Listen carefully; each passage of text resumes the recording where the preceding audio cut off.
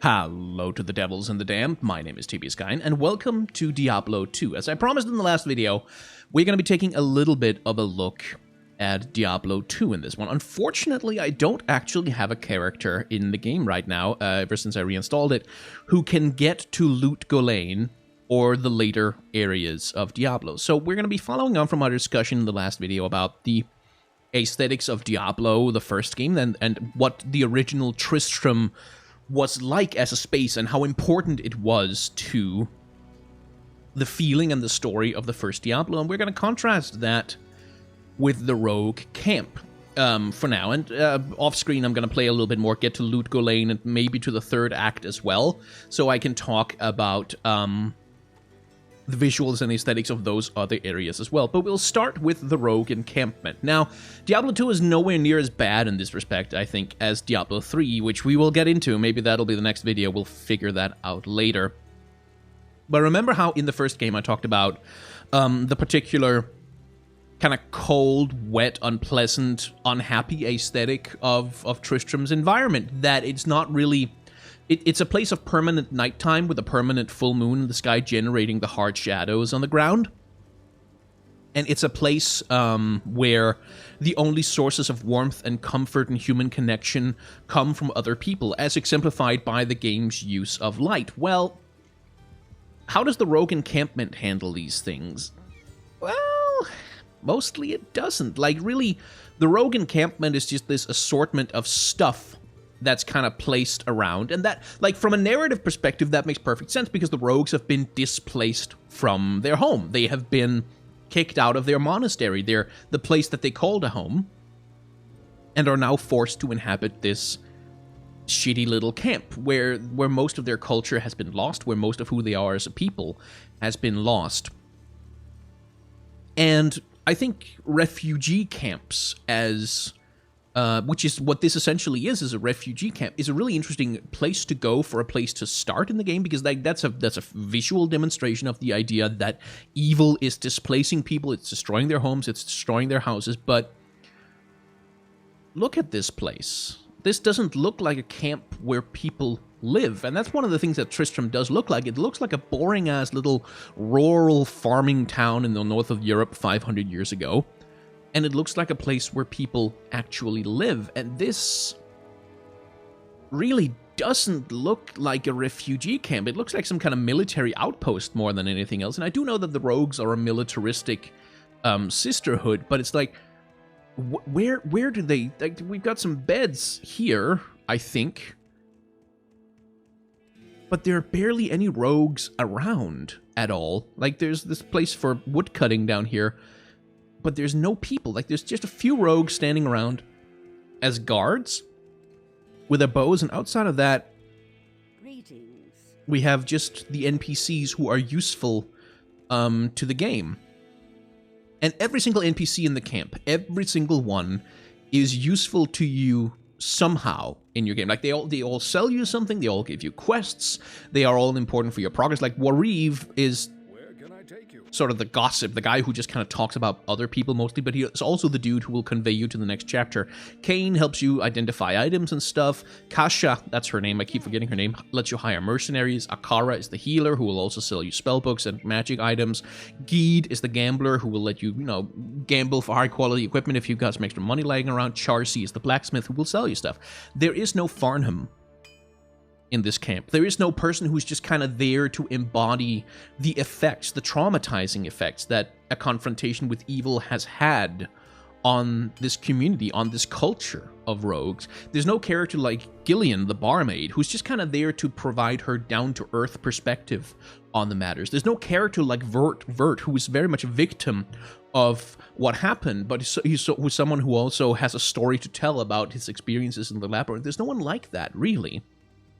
Every NPC here is just there to perform their function. That's not to say that they don't have a story, or they don't have a personality, or that they're, like, worthless and shouldn't even be included, but there's much less of a feeling that this is a space where there is much of a culture outside of their roles in the hero's story. Like, that's really, I feel like, the hero's story, my story as the player, is central to the camp here, all these characters are there because they have some kind of function or purpose to me. None of them are really there just for their own sake, just to be there, just to be part of the world, and that extends out into the wilderness. Now, we talked about it in the last video, but one of the central concepts for Diablo 2 as a piece of entertainment media was, and by the way, yes, I'm playing a skeleton necromancer because I'm that guy, is that it was an opportunity to let the players finally explore the world of Sanctuary, like to make it bigger and broader, make it this grand globetrotting story narrative, taking you like all across the world, seeing all kinds of different things as part of your adventures, which, like, again, very much ties in with the sensibility of video games back in the early 2000s when Diablo 2 was first put out, which was a time of reveling in limitations.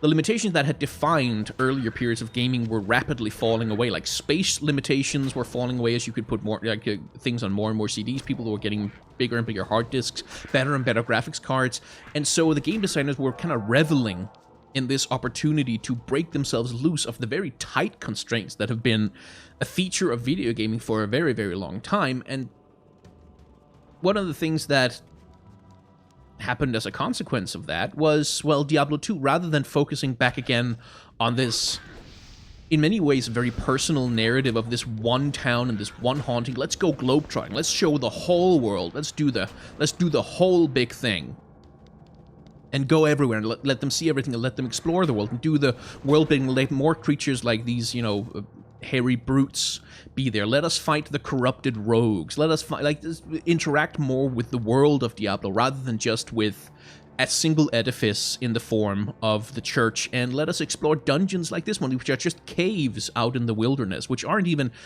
constructed. Like, they're not built by anyone or anything. They're these naturally occurring elements in the world of Diablo, which is something that's very much part of all of the acts of the game, except for the fourth act, in which you are in hell. The dungeons that you enter, the crypts you walk into, like, when you kill Bloodraven in one of the quests in Diablo 2, you finally enter into a crypt, like a graveyard, and you go into some crypts, like, below the ground, and you finally get a little bit of that taste of classic Diablo, where you are making your way through these randomly generated underground crypts. And this is the same thing with the Tower of the Countess. Very much also a place of where finally you get to experience the interiors, like a built environment that has some kind of environmental storytelling specifically about some of the characters that inhabit this world. But that's also very much an exception, because the vast majority of the game takes place in environments very much like the one we're running around in now. Big, vast, expansive fields where monsters are just kind of hanging out. Like, that's sort of the thing about how the monsters in Diablo 1, the concept is that they have infected the cathedral. Like, the monsters have taken it over. They're haunting this building, this particular construction, the cathedral being the thing that it is. They are haunting this place. They have taken it over. They are infecting it like a disease. Out here, well, see, the fallen ones live here in the wilderness. They have camps with multiple shamans and multiple fallen ones just hanging around, living here as natural parts of the environment. It's very much the same things with the Brute, and that's something that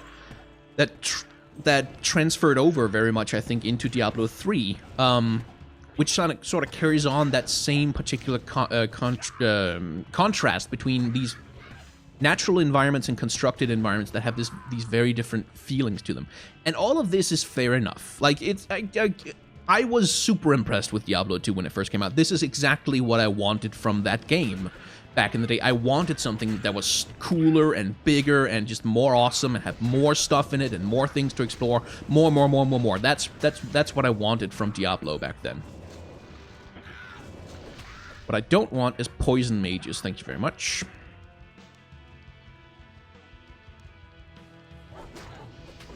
But it also means that the environments here are much more interchangeable. Like, this is the Black Marsh, right? Which is an environment that is now I'm entering into the Tamoe Highland. Oh, this is a highland, is it? This flat, grassy field, which is indistinguishable from all the other flat, grassy fields that have been walking through so far in Act 1. That's a highland, is it? Oh, wow, the rolling hills and the majestic farmhouses in these highlands are blowing my mind, how different this is from all the other environments. And again, that's something that has to do with the limitations of the game, unfortunately. Like, this is, again, one of the times when I think limitations are asserting themselves as one of the primary drivers of, you know, game development in a game like Diablo 2, is that, you know, they had ambition and they were making the world bigger, but there was only so much they could really do with the resources they were granted. And one of the things they couldn't do with the game engine that Diablo had was create hilly landscapes. And so most of Diablo 2's environments look very samey, and if you ask me, not that interesting. Like, they really... I don't get much of a sense of who the rogues are as a people from exploring these environments. Good lord, how do they get all this crap in my inventory? I don't get much of a sense of who the rogues are as a people. I don't get much of a sense of who the people who live in the camp, the people who I'm trying to save, who I'm the reason why I'm out here attempting to help them out, attempting to save their culture, attempting to recapture their monastery. Who are they? What are they like as a people? Most of the environments I've been walking through so far don't really inform it. Like, there's nothing here that seems to bear witness to who the rogues are as a people, or what they do, or why they are the way they are. There's no hints in the environment of their culture, which is the thing that Diablo 1 did so very well with the cathedral. And it's also... it's not a thing where I'm prepared to call that necessarily a big flaw that ruins the game, but it's one of the things that makes this game feel less personal to me, like less intimate to me. I'm less familiar, I'm less intimate with the world in the game than I was in the first Diablo, because these environments aren't really made to say anything about the rogues as a people. They're not really made to express to you who the rogues are and what they're like, in the same, unlike the way that the cathedral in Diablo 1 was very much about telling you what is the culture of this world like, what is the culture of Westmarch and Tristram like, why would they build, they built this place that looks like this, that feels like this, that contains these things. This haunting that you're fighting happened in this environment, perhaps because of this environment. That is not so much the case in Diablo 2 at all.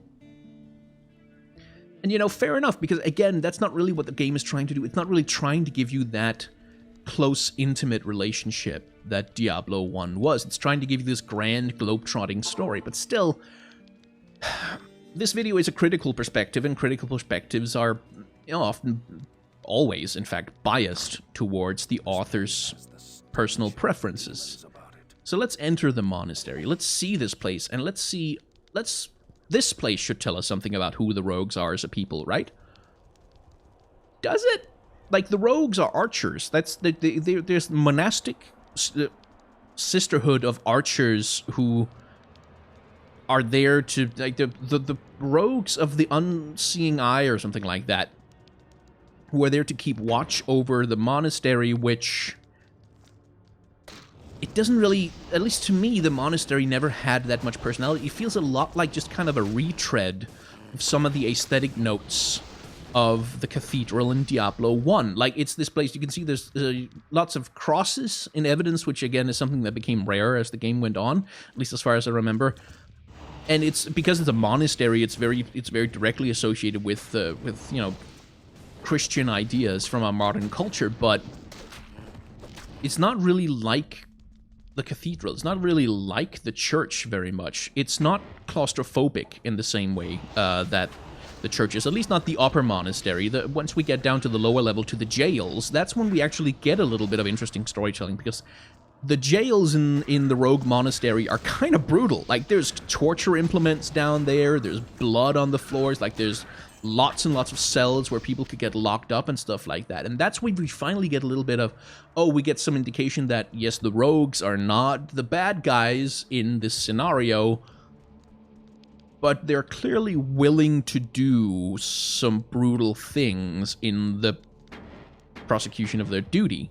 they're clearly willing to kill and torture. Like, that's clearly part of who they are as a people. And I kind of, I do appreciate that there was that little attempt to, in terms of environmental storytelling, tell you a little bit about the rogues are capable of the same brutality that's been inflicted upon them. But the question you then have to ask is, what does that say about the rogues that you meet in the game?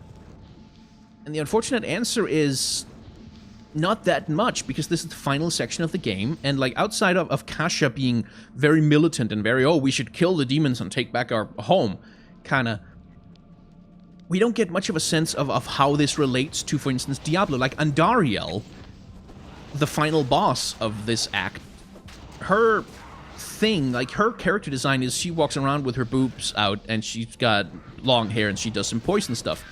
But unlike where Diablo is very much like, again, he's Satan haunting this town. He's very much the embodiment of all the pain and the misery and the hatred that exists in this town, where the Butcher is the, you know, this demon who is the author of so much of the pain. Like, he literally butchered the townspeople. The townspeople were butchered in the aftermath of Leoric's guilt. Leoric is this king who was, you know, became corrupted by his grief over the death of his son and Lazarus and his transgressions and stuff like that. All of them, you can make an argument that there is some, like, as boss characters, as major antagonists, there is some connection to who the people of Tristram were, to the particular culture of Tristram, and what kind of a place it is, and what kinds of people live there, and the history of what happened there. With the rogues, it's like you find out that the rogues kill and torture people, and then there's and then there's Andariel down there, who's like the naked lady with the poison stuff, and it doesn't really... Andariel as an antagonist doesn't really seem to say much about the rogues, outside of, like, as being a character design who's very sexualized, and that's not even a thing I'm willing to discuss. She walks around with her tits out, she's extremely sexualized, which is sort of a standard succubus demoness design. There's not much to her. Like, you could make an argument that where the rogues are controlled and sort of repressed, and they are very much taught to, like, to maintain focus and hold back, and Dariel is a picture of unleashed female sexuality, and that's sort of a contrast or a mirror of what the rogues are like, I guess, but it doesn't really, for my money, it doesn't really cohere in any particularly meaningful way. And Dariel is the boss, and you kill her because she stands in your way, but killing her doesn't really change any part of the rogues' history. Like, it doesn't say anything about their history of torture. It doesn't really say anything about their, you know, their history as a militaristic order protecting the border between Westmarch and, I guess, Lut Golain, and you know, protecting the way forward, protecting the way to the Dark Wanderer, which is the guy we're chasing. None of that really comes across in Andariel herself, and that's, you know, it makes her a less compelling villain. Like, which is also the thing, again, this game isn't so much about having compelling villains. It's not so much about having this, oh, I see, okay, the Butcher, he's thematically related to this, I see, and, you know, it's not really, the game isn't so much about that, because, again, it's a globetrotting game. It's about going from place to place, seeing cool things and killing them, and moving on to the next thing. And so Andariel becomes a much less, at least to me, a much less compelling villain, a much less interesting opponent to take on, because she's just this evil demoness who's blocking your way, and then you have to kill her, and the rogues can go back to living in their monastery with the torture cells below it. But nothing, it doesn't really feel like anything particularly changed. And, oh, and by the way, the monastery is so religious, like, it's so clearly religious, but the rogues themselves don't display any religiosity at all. The only person in the rogue camp who displays any sense of religiosity is their spiritual leader, Akara. To be honest, I have done my best to stay clear of Geed. He wears dishonesty about himself like a cloak, and seeks only to better his situation by preying on the misfortunes of others. And she's just this kind of generic, good-hearted, oh, I am very ethical, and... Well, return of the Herodric Malice is but one step in claiming the monastery.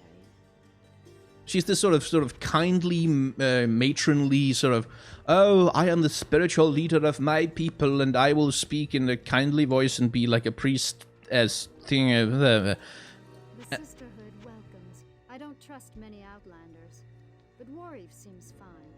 He never says much to me, though.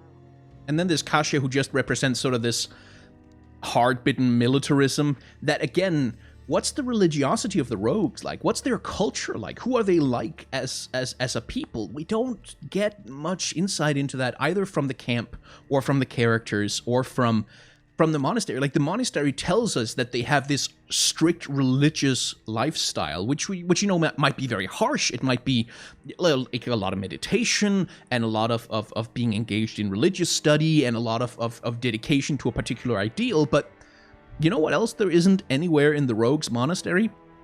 An archery range. There isn't one. There's no archery range in the Rogues Monastery. The Rogues, who are, like, if they're associated with anything, it's with archery. There isn't an archery range anywhere in the Rogues Monastery. You can't find one. There isn't one there. And if you want a picture of how much the Rogues Monastery and the Rogues are not explored as a people in this game, then it's the fact that Blizzard forgot to put an archery range in the Rogues Monastery. Anyway, next video, I think I'm going to play a little bit more off-screen, get my ass to Loot Golain, and we will talk a little bit about that particular city and its connection to the landscape around it, or indeed, its lack of connection. So, if you enjoy these particular videos, this little look back at Diablo, well, you should hit the like button down below and maybe subscribe to the channel and hit the bell icon and do all that other good stuff. I know this is kind of filler content, but now it's a series, and we're going to try our best to make it worth your while. You should also leave your comments down below if you have any feedback, like questions, stuff you want me to talk about in relationship to the Diablo series, or indeed if you want to push back on any of my assertions, I'd be happy to hear that as well. You can also, if you want to, support the Patreon for this channel, which allows me to occasionally do stuff that isn't really very popular content, and certainly the Diablo content hasn't been massively popular, and allow me to do that without genuinely fearing for my financial future. Well, patreon.com/CasterComics is the place to do it. There's some perks over there as well. But if you can't, or if you're not able to, or you don't want to, of course, that's completely okay. And the dislike button is also down below right there for you to click in case that's the kind of thing that you want to do with your life. Like, just be the kind of person who clicks dislike buttons. That's okay. I mean, yeah, sure. Like, at your funeral, I guess that's what people will, oh, well, I mean, he may not ever have had any friends, but he was the finest clicker of dislike buttons I've ever met. Like, yeah, sure, let that be your legacy. Did you click dislike buttons on YouTube? What kind of person are you? I'm going to come to your funeral. I'm going to say mean things. I don't even know where the hell I was going with this. Thank you very much for watching.